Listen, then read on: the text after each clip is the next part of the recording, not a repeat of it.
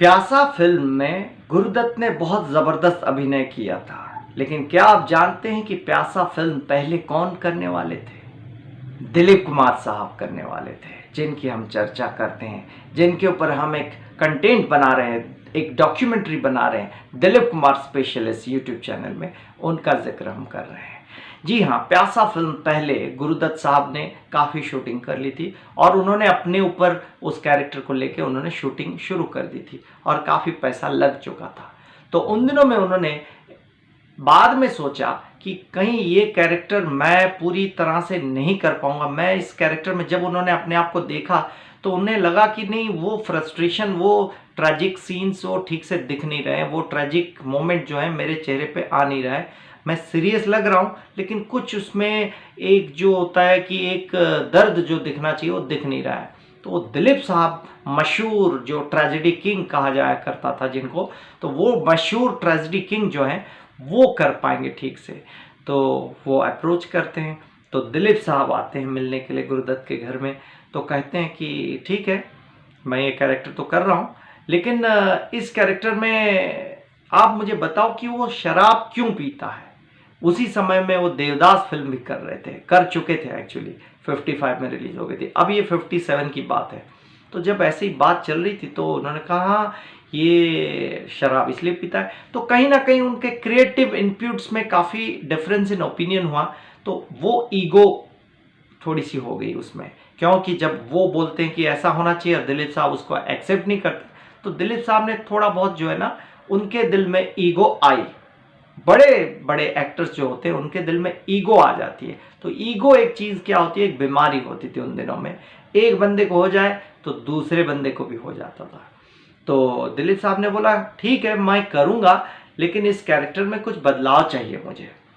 तो उसके बाद गुरुदत्त साहब बोलते हैं देखो सर, मैंने इस फिल्म में काफ़ी पैसे लगा चुका हूँ, मैंने इस फिल्म में काफ़ी पैसे लगा रखे हैं, अब जो है मैं इसको पीछे यहाँ से हट नहीं सकता हूँ। तो सर आप मुझे इसको, आप कैसे भी करके इसको कर लो, आप कर लोगे तो अच्छा हो जाएगा, वरना कोई डिस्ट्रीब्यूटर इसको लेगा नहीं।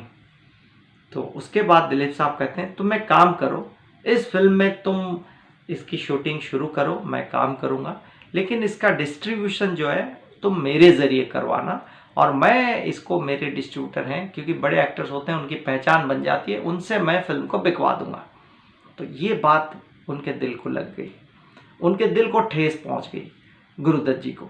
तो गुरुदत्त जी ने कहा कि मुझे तो ये बात अच्छी नहीं लगी सर मैंने आपको एज अ डिस्ट्रीब्यूटर नहीं बुलाया, मैंने आपको अदाकारी आपसे करवाने के लिए आपको बुलाया, एक अदाकार के तौर पर आपको बुलाया। तो आप एक्टर हैं, आप डिस्ट्रीब्यूटर क्यों बनना चाहते हैं?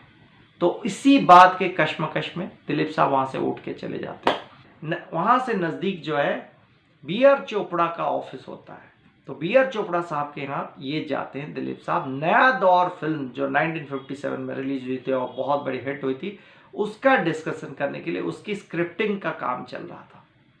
तो दिलीप साहब स्क्रिप्ट सुन रहे हैं, तो फिर उन्होंने बोला कि मुहूर्त शॉट होगा। तो मुहूर्त शॉट जो होगा तो उसके लिए हमें दिलीप साहब को बुलाना पड़ेगा। आज मुहूर्त शॉट लगने वाली है, मुहूर्त शॉट लगने वाली है, आप आ जाइए। तो दिलीप साहब बोलते हैं मुझे बस 1 घंटा दो, मैं आ जाता हूँ। एक्चुअली दिलीप साहब मीटिंग में वो कह देते हैं कि मैं करूँगा, लेकिन मेरी ये शर्तें हैं। उनको पता था कि ये मुझे बुलाने आएगा ज़रूर। तो गुरुदत्त साहब फिर खुद आने की बात सोचते हैं, तो फिर कहते हैं चलो 1 घंटा इंतज़ार कर लेते हैं। फिर वो पूरा दिन चला जाता है और गुरुदत्त साहब को मालूम पड़ जाता है कि ये आएंगे नहीं।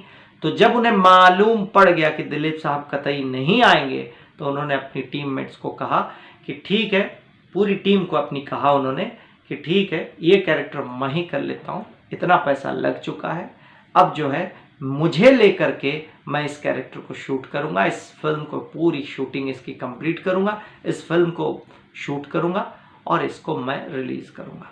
उसके बाद प्यासा फिल्म रिलीज़ होती है और बहुत ज़बरदस्त परफॉर्मेंस करती है।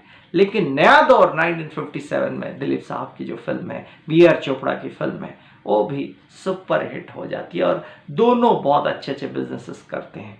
और नया दौर से जुड़ी हुई एक और बात है, खूबसूरत बात है, वो हम करेंगे किसी और दिन। तब तक आप अपना ख्याल रखें। जन्माष्टमी के दिन में कृष्ण भगवान के सामने आप प्रार्थना करें कि इस चैनल को खूब सारे प्यार मिले, खूब सारी मोहब्बतें मिले, और इस चैनल को ज़रा सब्सक्राइब करिए। जय श्री कृष्ण। और आप इस कंटेंट को देखें और आगे बढ़ाएं। इसी तरह के खूबसूरत कंटेंट्स आप तक पहुंचेंगे। And I am sure public will take interest in the old heroes and old contents, beautiful history of our Indians.